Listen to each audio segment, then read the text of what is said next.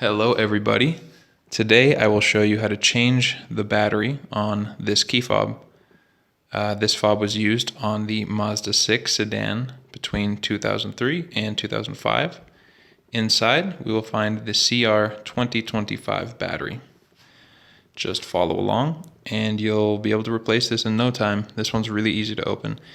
If you have a flathead screwdriver or even a quarter or some kind of object that you can put into this indentation at the top where the keychain goes, you can see this little area that is between the two halves of plastic that you can put your tool into and twist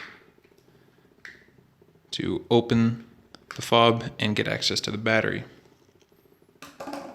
Now, here's our 2025 battery, and it's kind of in there, hard to get out with your fingers, so I'd suggest taking your same tool, and if you see the top where the keychain hole is, and there's this green on the top, push on the bottom. If you just wiggle, kind of push it in and wiggle it like that, it will just pop right out. Let me show you that again. It's very difficult to do with your fingers, but if you have anything like that can fit into the bottom here, it's just with a little bit of pressure, you will release the battery. Now, go get your new battery.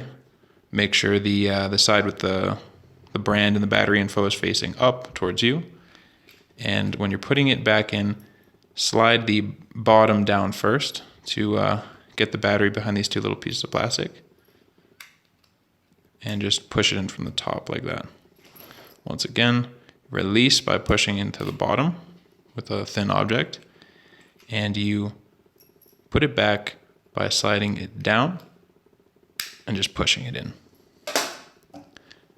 And now we just reattach the other half. Super easy.